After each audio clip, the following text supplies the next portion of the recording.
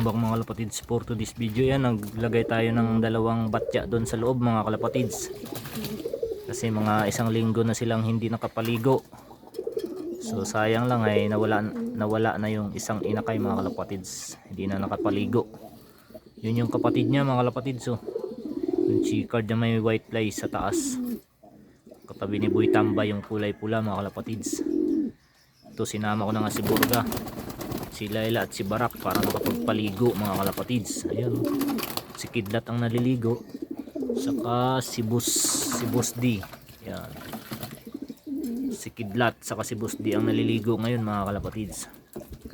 Ayun, bumaba na si Boss D. Tapos na maligo si Mr. Pogi saka si Boy Tambay mga kalapatids. Ayun, bali linggo-linggo pala mga kalapatids ay nagpapaligo ako ng kalapati. Ngayon lang yata yung magdadalawang linggo bago sila makapaligo. So ayun o.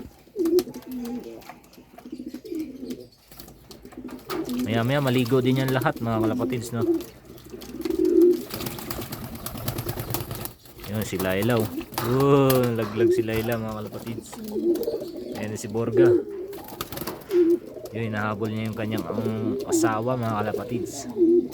Pero mamaya ko na palabasin yan. Papaliguin ko muna yan.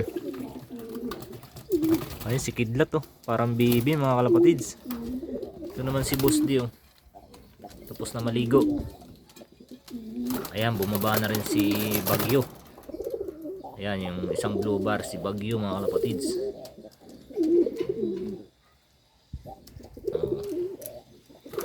Ayun ang gibi natin na YB oh, sa gilid na blue bar.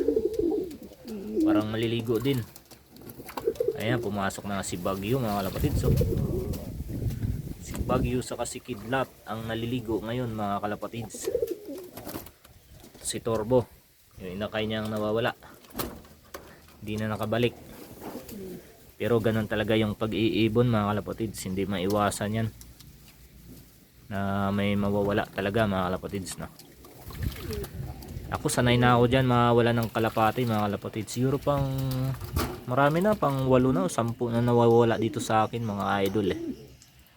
So ayan, so hanggang dito na lang mga kalapatids. Sana yung mga kalapati nyo ay papaliguin nyo kahit sa isang buwan isang beses. Lagyan nyo ng tubig oh.